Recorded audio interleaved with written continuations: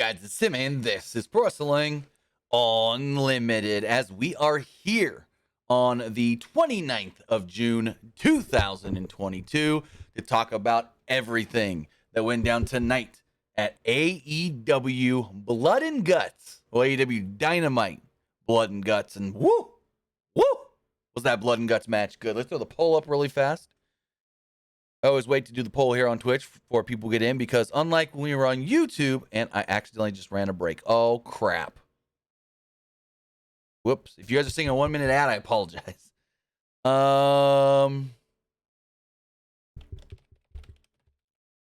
Put it in the chat.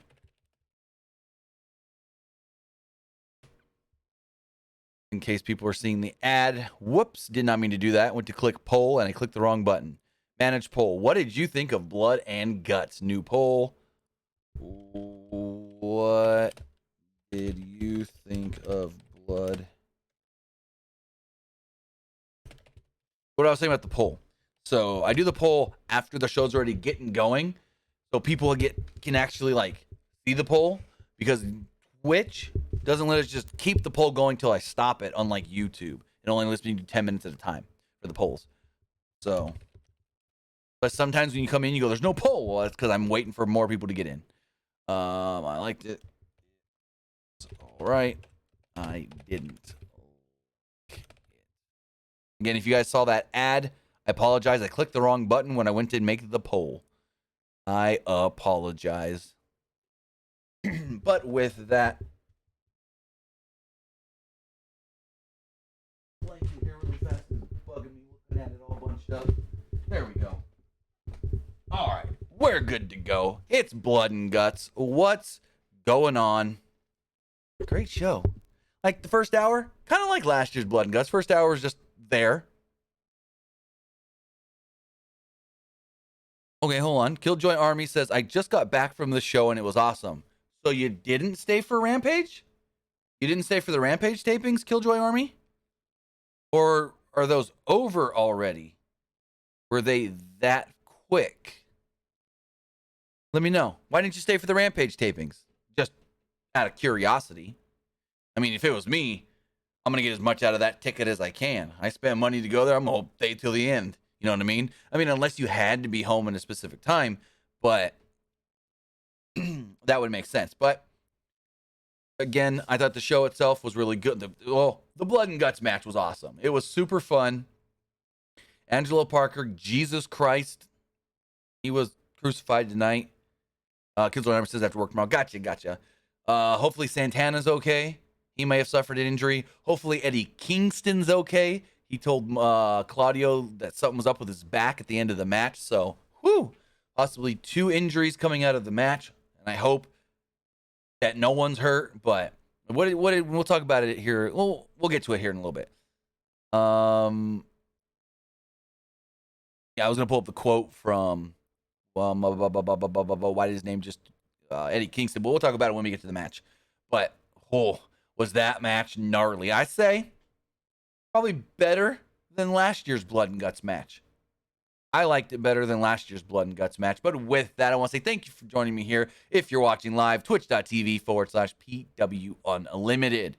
If you're watching or listening later, then thank you for doing so on either youtube.com/Pro Wrestling Unlimited or podcast services all around the globe like Google Pod, Apple Pod, Stitcher, Spotify, iHeartRadio, Anchor, and so many more. Remember, if we're not on a podcast platform you use, let me know, and I'll make sure we get on there. But if you are watching live, you can help us out a couple of different ways right here on Twitch. You can help us out by hitting that donate button down below or by donating Twitch bits in the live chat. Also, remember, you can help us out by subscribing to the channel one of 2 different ways. You can either subscribe with a tiered subscription, or you could subscribe with Amazon Prime, because remember, if you have Amazon Prime or know somebody with Amazon Prime, you take that Amazon Prime account, you take that Twitch account, you link them together, bada bing, bada boom, you're Prime Gaming. Prime Gaming gives you a lot of cool things, like free games, free stuff for games, and they always give you, what never changes, 1 free subscription to any Twitch channel that you want to subscribe to throughout the month. And I'd greatly appreciate it if you did right here, Pro Wrestling Unlimited. I do got to say thank you to Rosario9248 for their Tier 1 subscription here on Twitch for 16 months in a row. 16 months in a row. I really, really do appreciate that. Got that 16-month badge now as well. But with that, if you are a subscriber or a follower on YouTube, you can help us out over there by hitting the join button next to, well, the subscribe button. Hit that join button, you get early access to news, early access podcast episodes, early access non-news videos, and so much more. Just like this week, you will be getting our WWE Money in the Bank's graphics package for Photoshop. You will be getting our Photoshop graphics package for our Money in the Bank graphics that we allow you to use. We create them, we use them on our channel, and then we say, you know what? You guys do it too. You guys use them as well. What other wrestling Patreon is going to give you their graphics? Actually, what other wrestling YouTube channel is creating custom graphics for every WWE and every AEW pay-per-view? None that I really notice. So, yeah, we're doing stuff that no one else is doing. Plus, we're giving you the files to use. All we ask is that you credit us when you use them, when you create your stuff. But with that, also remember, you get all that, but it's actually better to do it at patreon.com/PWU Unlimited. You get, well, more directly support us because YouTube ain't taking their cut. Plus, it's all in one concise little area for you guys to find. You don't have to weed through anything like you have to do on YouTube. And finally, head over to the Epic Game Store. Head over to the Epic Game Store and buy something, whether that's a new game or an old game. Whether that's bucks from Rocket League, Fortnite, or Fall Guys, or you're claiming the free game. It's going to ask you if you have a creator code when checkout, and you do. It's creator code PW Unlimited. Again, at checkout, use code PW Unlimited to help us out right here, Pro Wrestling Unlimited. Remember, it doesn't just have to be on the Epic Game Store on your computer. It can be in the launchers for Fortnite, for Rocket League, and for Fall Guys on your computer, your PlayStation, your Xbox, or even your Nintendo Switch. Again, that's code PW Unlimited. But with that, we've got the show to talk about. AEW Dynamite, Blood and Guts. Cincinnati says, you think Sammy is all right after that huge fall? He's perfectly fine, probably. We saw Jericho take the same kind of fall last year. Perfectly fine. Well, actually, the Jericho one didn't seem as high. It seemed higher this year. Regardless, Sammy's going to be perfectly fine. They had a huge-ass crash pad under that ringside timekeeper's table. So the show kicks off when they got the two rings and the cage hanging above, and it's blood and guts. And the first thing we hear is Jane by Jefferson Starship. And it felt like the crowd first didn't know how to react because they hear the music and they're like, who? And some of them cheered. And then it popped up and said Orange Cassidy on the screen. And then like, oh, also speaking of screen, they used the same setup they used for Forbidden Door. I guess they wanted to make sure that they had as much seating as possible. So with the two cages and the two rings and the big cage, they wanted a smaller stage. So kudos on them. Use the smaller stage. That way you can have more seating because you're taking up a lot of space from the two rings.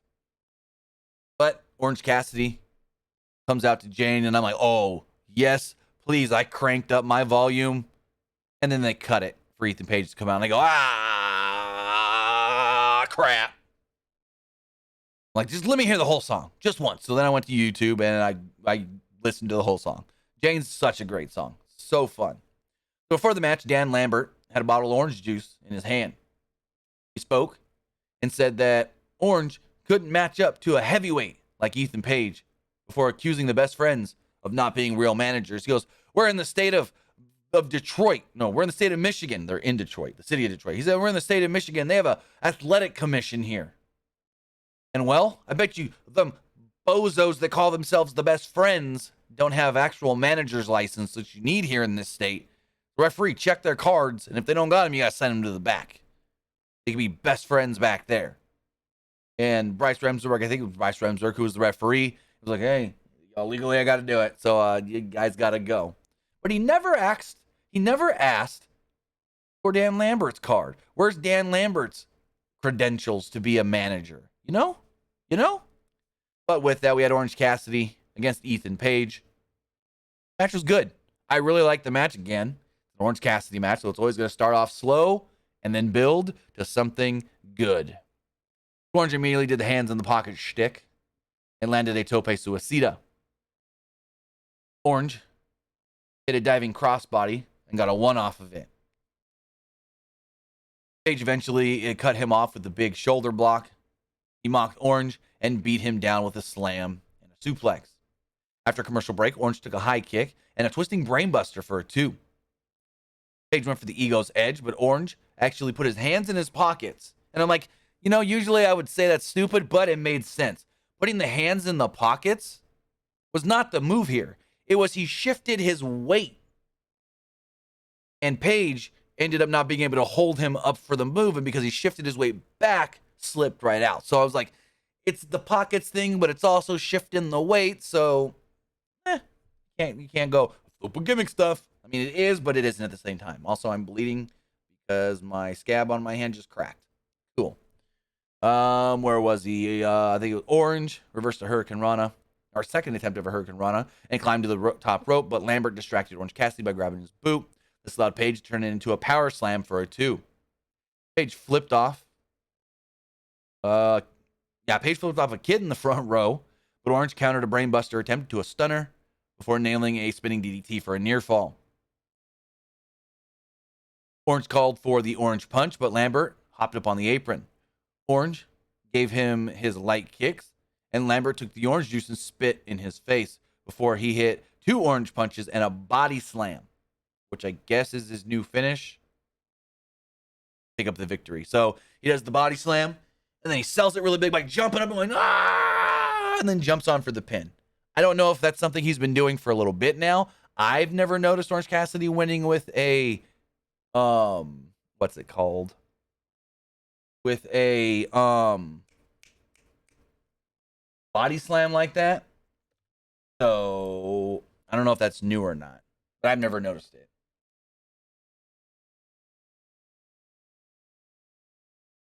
After the match, Christian Cage spoke. Tony Schiavone introduced him and brought him out on the stage. Christian was asked what he had to say about, everything going on, and he was drowned out with booze. He was asked by management to come out and apologize for his comments last week, specifically about Jungle Boy's father. Christian said, quote, "Jungle Boy, I'm sorry. Your entire family isn't dead." He corrected himself to say that everyone except Jungle Boy's mother. Christian said the only good thing about Detroit is that it's close to Canada. He may have requested a match this week, but it's not for him. Luchasaurus then came out with new music, gear, and entrance gimmicks. So he took on Serpentico. Basically, Luchasaurus is the new Tyson Tomko. Yep. He's the new Tomko. Serpentico ran right into a headbutt and a German suplex. Luchasaurus planted Serpentico with the face buster and locked on a nerve hold snare trap for the win in under a minute. After the match, Christian told him to continue the attack, and he obliged and choke slammed Serpentico on the floor. So, Christian's got himself another heavy. Got a new muscle. So in WWE and TNA, Christian had Tomko. Now he's got Luchasaurus. I mean, we kind of called it and expected it from last week. I'm like, oh, Luchasaurus just backed off from him last week when he had them all choked up into the corner. So it's like, oh no, is this what I think it is? And it was. Scorpio Sky and Wardlow were backstage for a face-to-face confrontation. Sky said that he was the champion for a reason. Wardlow said that he didn't care about American Top Team. He'd beat everyone's ass, and he'd take home the title. Sky then challenged him for a match next week in a street fight. End of the show, that was officially announced. Max Caster came out and called Danhausen a juggalo and mocked Flint, Michigan's drinking water. This was billed as Danhausen along with 2 mystery opponents, and who was it? Well, it was the IWGP Heavyweight, ROH World, and AAA World Tag Team Champions, FTR. So it was FTR and Danhausen against Max Caster and the Gun Club, who they're running down the card at the beginning of the show. And Taz is like, it's Danhausen's going to be taking on Max Caster and the Ass Boys. I mean, the Gun Club. Sorry about that. Popped me a little bit. Fuck Taz. Boston and Cash started off the match. Dax, then Danhausen entered the match. The Gun Club and Caster isolated Danhausen on their side of the ring as we went to a commercial break. Danhausen eventually escaped to reach Dax for the pin or for the tag. FTR hit stereo rolling Germans on the Gun Club. Austin hit kind of a neck breaker, forcing Dax to tag in Danhausen. The Demon Waif landed a pump kick on Austin and went for the go to sleep. Billy distracted the official as Bowens ran in with a crutch, revealing he's healed from his injury. He can walk! But Danhausen avoided the crutch strike, which struck Austin Gunn. Danhausen then covered him to pick up the victory. After the match, Austin shoved Bowens, but Billy defended the Acclaim and shoved his son back. So, Bowens is cleared. Yeah! Love me some Anthony Bowens. The Acclaimed are back. What kind of father pushes his own son? One that's trying to teach his son a goddamn lesson. Hey, respect your elders. Jay Lethal, Sonjay Dutt, and Satnam Singh cut a video promo. Dutt and Lethal demanded Joe sign contracts to defend the TNT and ROH TNT title Death Before Dishonor. And Satnam said, Jay, gonna kill you. So, as far as Joe being gone, Joe's been in, I want to say, hold on.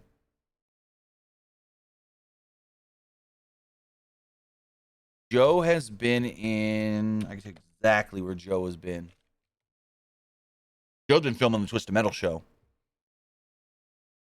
And back on, hold on. Got it here.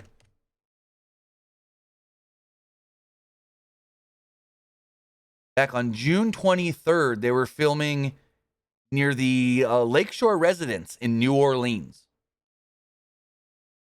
On June 23rd, that was a Thursday, last Thursday, they were actually filming in New Orleans. I don't know how far along the show is. I don't know how much Joe is going to be in it, but if he's playing Sweet Tooth, he better be in a good majority of the show, because Sweet Tooth, not for the show, is the main character, but in Twisted Metal, he's the main guy. So hopefully he's in this show a lot. I know Anthony Mackie's character, which is a new character to the Twisted Metal universe, is the main character. But when you look at Twisted Metal, who's the main character of Twisted Metal for the most part, it's Sweet Tooth. Mojo is doing all the physical on-camera work of Sweet Tooth, and then Will Arnett will be providing the voice of Sweet Tooth. So that's a little interesting way to go. Why not just let Joe do the voice? I don't know. Joe's done voice work. Joe did the voice of King Shark for the upcoming what's it called? Suicide Squad game. I think it's King Shark. Yeah, Joe's the voice of King Shark in the Suicide Squad game. But as we move forward, we have the TBS title on the line. It was Jade Cargill against Layla Gray. J-Men handled Gray from the start, hitting a fallaway slam and a kip up. Gray fired up with the rising knee, but Jade leveled her with a pump kick before hitting the Jaded and picking up the victory only like 2 minutes in. After the match, Stokely Hathaway was about to speak, but Jade grabbed the mic and said, well, she's tired of everyone in the back bitching and moaning. She demanded that Hathaway give her some real competition. Hathaway said only someone who didn't work for AEW had the wherewithal to step up. Called Athena lazy, and Athena and Chris Statlander ran out and attacked Jade and Kiera Hogan. But Gray surprised them by stopping Athena and hitting her with the O face. Jade and company stood tall, and they kind of made it look like Gray wanted to join and become a baddie. So we'll see if they allow her to be a baddie or not. Young Bucks were backstage, and they said Hiroki Goto and Yoshihashi want a shot at the AEW World Tag Team Championships. But to get that shot, they're going to have to beat them first in an eliminator match. So here's my thing. And I probably said this before. People don't moan and groan about eliminator matches when they go, well, you do the eliminator match. You beat the champions, then you get a shot. But people groan when WWE does the championship contenders matches, and then they beat the champion, and then they get a shot at the title. It's the same thing. It's the same thing. Why is it okay when AEW does this, not WWE? I don't know. Going forward, as far as Rampage does go, Rampage is being taped right now. There will be a 20-man double ring battle royal called the Royal Rampage. The winner of this match will get a shot at the interim AEW World Champion, Jon Moxley. Of course, the Young Bucks will be taking on Chaos's Hiroki Goto and Yoshihashi, and Tony Storm will be going one-on-one with Nyla Rose. Also, an interesting move that might be something they do more often going forward, if not always. JR was not on commentary till the main event. Now, I know JR said that him, Shivani, and Excalibur were doing the Rampage show. As was not. I don't know why. But, yeah. William Regal also joined them for commentary. I always think it's funny when he sits down for commentary and you hear Excalibur, "Oh, welcome, Lord Regal." That always gets me. So, JAS came out and he's just, I mean, they're hideous, but hideous for a reason suits. They had red leather pants, suspenders, and red mesh shirts on. Eddie Kingston and crew came out. Kingston came out with a kendo stick. Santana had a barbed wire bat, and Ortiz had some very cool face paint with his shaved head. We also had Claudio and Wheeler Yuta come out together on the stage. And then the AEW Interim World Champion, Jon Moxley, came out through the crowd as always. The match itself was awesome. This match went hard. First in, Sammy Guevara and Claudio Castagnoli. I think I'm saying that right. Castagnoli. I don't know. I'm going to say Castagnoli because it felt like Excalibur said it one way tonight and Justin Roberts said it another, because I think Justin Roberts said it the way I did. Claudio Castagnoli. But then I felt like Excalibur was saying Castagnoli. So I don't know. Castagnoli. I'm going to say Claudio Castagnoli. The bell rang. There we go. Claudio manhandled Guevara early on and laid in some running uppercuts. He continued a gnarly beatdown of Guevara until Guevara tried to climb up the side of the cage to escape him. Claudio pursued, pulled him down, and they went at it again. Guevara then did a cool little springboard stuff to get away. He jumped up on one rope, then jumped up on other ropes, then jumped on other ropes on the other side of the cage, on the other ring, and then jumped over there on the other side of the ropes, and then jumped down and was like, "Hey, I'm over here now."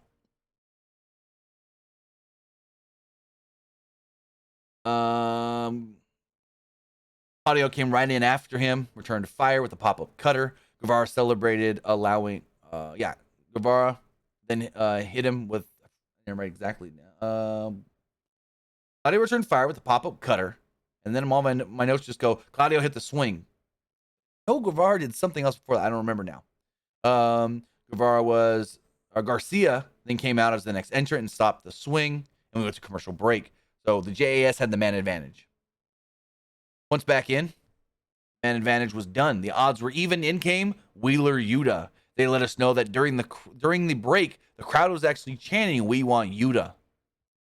He crushed Garcia with repeated German suplexes before doing the same to Sammy Guevara. Hager was next in. And the JAS again had the advantage. He took out Yuta with a slam. The two big men then went at it. Two big men that used to be partners. Remember, these two used to be partners with old Zeb Coulter. They went at it for a moment, and then they took out the smaller opponents, and then they faced off again.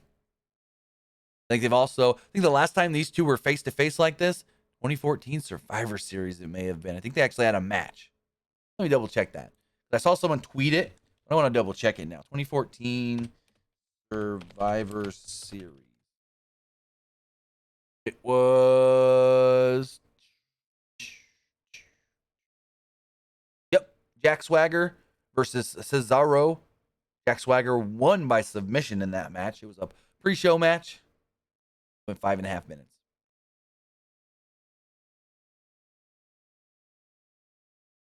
So the two big men went at it. But the man advantage was too much, and this allowed Garcia to get involved and the JAS to take over. The JAS continued to dominate until Moxley came in with two steel chairs. He threw one right into the face of Hager when he first walked in, and then he hit an X-Plex on Guevara and took out Garcia. Claudio bulldogged Hager onto a chair, and Moxley produced a fork and carved at the head of Garcia, with Garcia the first one to bleed in this match. Claudio beat down Guevara right in front of Conti as she was screaming to stop. I'm like, he ain't gonna stop. It's blood and guts, woman. You Jezebel. Moxley and Yuta then hit a hard attack on Garcia, who had a gusher from his forehead. But it was weird because he was bleeding good, and then he just stopped bleeding like 5-10 minutes later. Parker was next in, Angelo Parker, and boy, when you talk about someone who was bleeding, oh my God, Angelo Parker. So his opponents were firmly in control, and he just, well, kind of, it was weird. You would think all of a sudden JAS got the man advantage, but it really didn't work in their favor. Like, he kind of tried to help, but he didn't really help. And then they all kind of just cornered him because everybody else was taken down. Cutter crushed him with a gut wrench suplex, and finally another member of the JAS recovered and attacked their opponents with weapons, and Hager smashed Claudio's ankle with a steel chair.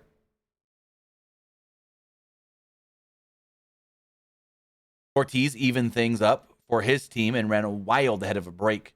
During the break, we had picture-in-picture where we saw Moxley hit a pile driver on Parker onto broken glass, which busted him open. Upon returning, however, Matt Menard entered the match and smashed his opponents with a chair. Moxley was busted open as well. There was an obnoxious "We want tables" chant.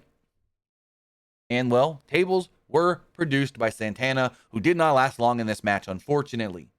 Santana brought in a table as well as a barbed wire bat. Santana ran wild when he hit a Uranagi on his opponent, but also seemed to possibly injure his knee on that Uranagi. He kind of like hit the Uranagi, but when he came down, like pretend this is his legs, when he came down, this leg kind of like bent and turned sideways. It was like, ugh. Oh, not good. And he was laying on the rim of the cage, and they made note on commentary, hey, something's up with Santana. May have hurt his knee or his ankle or something, and eventually they had to pull him out of the cage, and he had to be assisted to the back.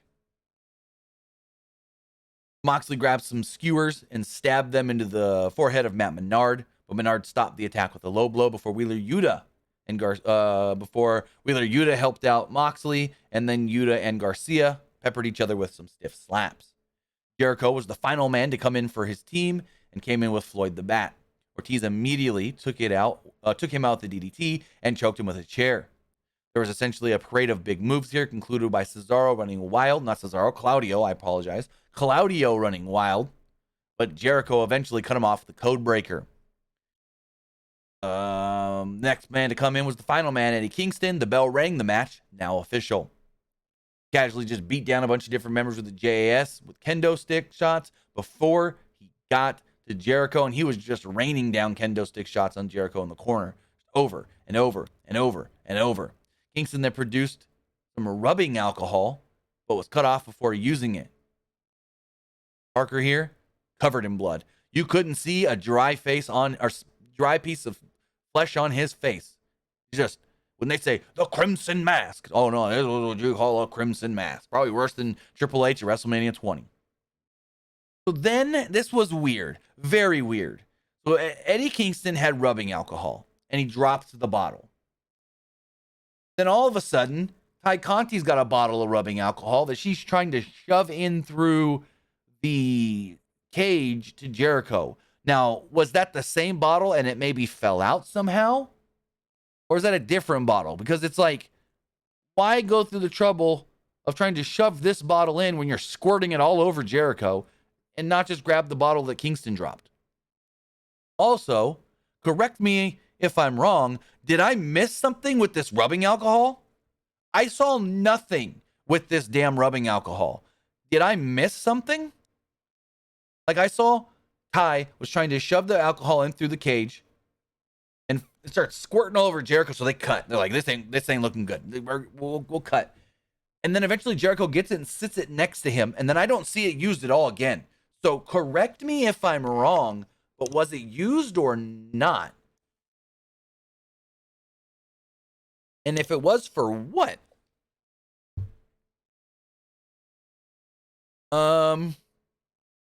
Blackpool Combat Club had the advantage here at one point. They powerbombed Hager through a table between both rings. Santana was still down here, couldn't move, and they eventually helped him out. Yuta and Moxley produced multiple bags of thumbtacks as Claudio and Ortiz exposed the ring boards. Again, nothing came of that either. So Claudio and Ortiz pulled back the mat, pulled back the foam, we got the boards. But then nothing happened. I didn't see the boards really come into place. Another spot that I felt like nothing produced from it. Moxley suplexed Matt Menard, gave him an X-Plex onto the tacks, and Parker was practically strung up by his ankles in a nasty spot. So I don't know how this happened, but I gotta show you the photo. I gotta pull the photo up. Like, oh my God. I don't know how this happened, but this was a perfect visual to go to a commercial on. They're like, oh, we gotta go to commercial, but oh my God, look at Angelo Parker. Like, holy schmaz. Angelo Parker just hang in there. Like, I don't know how he got out of the cage and was hanging there, but he did. Dabby, all you gotta do is go into your settings on your Twitch account, link your Amazon account to your Twitch account, and then come back to the channel, and where it says subscribe, there'll be a button that says subscribe. You'll hit the subscribe button, and then there'll be an option when that pops up, which kind of subscription do you want to do? You can click Amazon Prime. First, you got to link your Amazon Prime account in your settings to your Twitch. Super easy to do, as long as you're logged into everything already. So as we get back here to the match, again, I really want to know how he got out there, because like we're watching all this stuff going on with the tacks and all that. All of a sudden, the camera's on the outside, running over to him, and I'm like, "Whoa, what the hell happened here?" Freaking crucified. You go to commercial. Come back at the BCC and company were firmly in control. Kingston and Jericho, though, were going at it, and Kingston got the upper hand. Jericho took him out with a fire extinguisher, though, which this was a cool spot because it's like they didn't have to bring a fire extinguisher in the mat or into the cage, but the way the cage was set up, there was just like this much of an opening from like the cage and the ring, right? So I guess Ty Conti grabbed the fire extinguisher, stuck the end up in there, and then gave it to Jericho to spray. Conti also took out a referee at ringside, which like, what the hell? And grabbed the keys to unlock the cage. But as she was unlocking the cage, out ran Ruby Soho faster than I've ever seen Ruby Soho run. She bolted her ass down that ramp to take out the Jezebel, as Jim Ross called her, Ty Conti, but she was just a slight hair too late. The door was open. Jericho jumped out. Jericho escapes the cage and climbs to the top. Kingston goes after him. He fought on the top, leading to Kingston nailing him with the Urankin. Guevara then climbed up there, and it was 2-on-1 on Kingston for a bit. There was a little bit of stuff going on, not really sure what. I didn't really write much down here, and Jericho was yelling at Sammy to do a couple of things. Then Sammy gets hit in the balls. Like, literally just full fist, punched right in the balls. And then Sammy's like, ugh. Kingston grabs him, lightly taps him on the back, kinda, gives him just a slight shove, and then Sammy just front flip right through the timekeeper's table, which was a big ass crash pad. We knew somebody had to jump off the top. We knew somebody did, and it was Sammy Guevara this time. So eventually Claudio would climb to the top and booted Jericho to break up a submission on Kingston. He gave Jericho the giant swing on the top of the cage, and then went for the sharpshooter, but Matt Menard climbed up and cut him off. Now, the top of the cage was weird because they had like, what looked like the side of the cage, but then in the middle, there was these big grates. And then also in the one corner, there was plexiglass. I don't know what that was for either. And it seemed like they were trying to, as long as they were doing some action stuff, like when they were walking afterwards, they walked on the black grates or whatever. But it seemed like they were avoiding the darker parts of the top of the cage for some reason. That was actually was connected to the scaffolding at the top of the building or whatever. So weird structure at the top. But anyways, Kingston locked Jericho in a stretch plum, and Claudio applied a sharpshooter. It looked like Jericho was about to tap, but then Menard tapped to the sharpshooter from Claudio, giving the BCC and company the win. But then Eddie Kingston was a little upset with Claudio. I don't know exactly why, though. It could have been a couple of things. He could have been upset with Claudio because Claudio ended the match via submission and he didn't get to beat Jericho's ass anymore. Or he wanted to be the one to get the pin or submission. So I don't know exactly. But then in an interesting spot, and a spot that I hope I'm wrong about, looks like something was up with Eddie Kingston. The match is over, and he's yelling at Claudio for a moment, but then Claudio goes over to like try to help him up, and he literally goes, I can't get up. It's my back. I don't know what happened. I'm okay though. Like, I hope he's okay. Like, legit. But he tells Claudio, he like drops the whole act of him and Claudio not getting along. And he like kind of, because Claudio like puts his hand out like this, and he kind of hits it away, and he goes, I can't get up. It's my back. I don't know what happened, but I'll be okay. I'm okay though, or something like that. So hopefully we didn't have 2 injuries in this match. Hopefully it's 0, but like, ooh, that could be bad. That could be bad. If we had 1 injury, yes. 2 injuries, even worse. So here's praying for Santana and Eddie Kingston. But Eddie Kingston did eventually stand up. He did eventually get to his feet. As everybody in this match, that one other than Santana, were able to stand tall, as we see here. Stood it tall.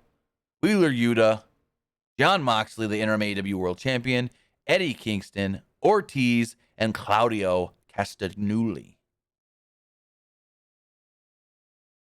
Then there's like 5 minutes left of the show where they're just trying to fill time.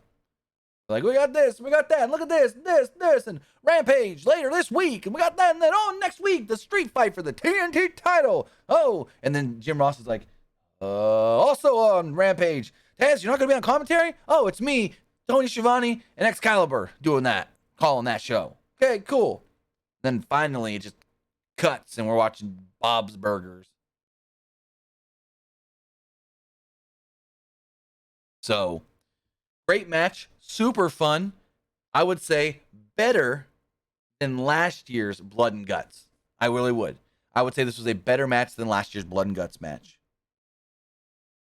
But with that, that is what I thought of AEW Dynamite Blood and Guts. Now I want to know what you guys thought of the show. Remember, you can let me know by texting in to 510-906-1341.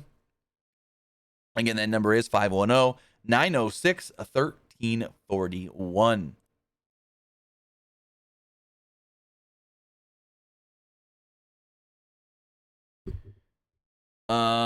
Can't answer this first question because I've already seen the spoilers from Rampage. Unless you guys want, let me know in the chat. Do you want Rampage spoilers? Do you guys want Rampage spoilers? This person says, who do you think will be the first challenger for Jon Moxley and the interim AEW World Championship? Well, I've already seen who won the Battle Royal. So I kind of can't say, who I think is going to be without giving a spoiler. So do you guys want a spoiler, yes or no? I will wait a minute and I will come back to this. It says, who are some AEW stars you could see go to WWE? I could see MJF going to WWE. That's a tough one. It really is. There's a lot of guys in AEW that WWE has passed on in the past. But I could see MJF for sure. I could maybe even, when his contract's up, see 10 Preston Vance go over there with Cody. I really could. I could see them throwing him in NXT, Preston Vance. Like, he's got someone that's got an upside, and he's got that size that Vince likes. So, MJF, he'd probably go straight to main roster. And then Preston Vance, I could see him going to NXT. I really can.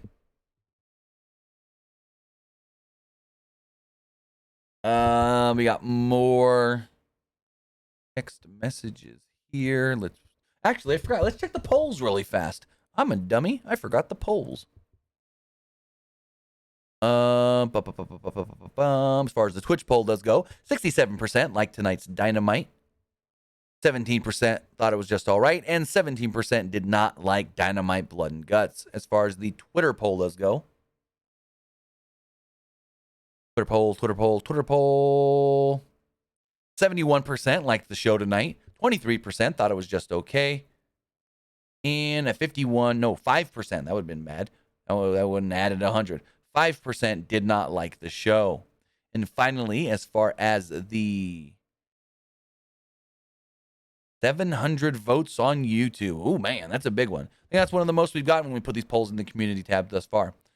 Let me refresh that really fast just to double check. Over 700 votes. 77% liked tonight's Dynamite Blood and Guts. 15% thought it was just all right. And 8% did not like it.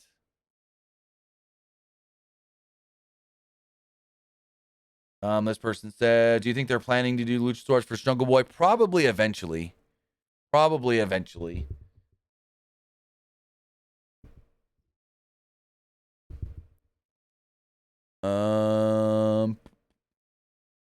Why did... Oh, there we go. So do you guys want spoilers? Yes or no? David says it doesn't matter to me. Magmalore says no. Cincinnati says no. Roman Pickle says doesn't matter to me. We're not going to give spoilers then. Because you guys would be shocked to hear who actually won the Battle Royal. Who's going to challenge Moxley for the title. Not somebody you would have expected. So, I'm not going to give the spoiler here. Because more people in the chat said no than yes. So with that, guys, that's all we got. Wait, I have one more text message coming in. Ooh, good question here. So this person says, pertaining to the street fight for the TNT title, A, does Wardlow have to win to build his credibility back up after not being used well after the MJF stuff, but is it also too early to take the title off Scorpio Sky? That's a really good question. I think it is too early to take the title off Scorpio Sky, but at the same time, Wardlow has to win, right? They did this whole thing that Wardlow's going to be this big star after he's out of the shackles of MJF, and he's been a nobody. I honestly don't even think that he should get this title shot yet. Wait till All Out or something. But unfortunately, I think Wardlow has to win, and so that's going to take the title off Scorpio Sky, who shouldn't be losing the title yet anyway. So it's a win-lose situation. You got to go one way, but you don't want to go the other way, but you got to go the one way. So I think Wardlow wins next week. I could be wrong. I hope I'm wrong. But yeah, I think Wardlow wins the street fight. Also, why is it a street fight? Why does it need to be a street fight? Oh, because Tony Khan likes to book gimmick matches. But with that, that's all we got, guys. That's all we got tonight. A good show. Well, actually, it was a decent show that had a really good match. That's what Blood and Guts is. They have decent stuff. It was the same from last year. Decent stuff, and then a really good, big-ass double cage match. Well, double ring cage match. But with that, guys, I want to say thank you for joining me here live, twitch.tv/PW Unlimited. Or if you watched and listened later, youtube.com/Pro Wrestling Unlimited. Or podcast services all around the globe like Stitcher, Spotify, Anchor, Google Pod, Apple Pod, iHeartRadio, and so much more. We'll be back live Friday morning for the wrestling wrap-up, then Friday night for Friday Night SmackDown, the go-home show for Money in the Bank. So with that, guys, we'll see you live next time. Have a great night. Have a great rest of your week. Have a good one, guys.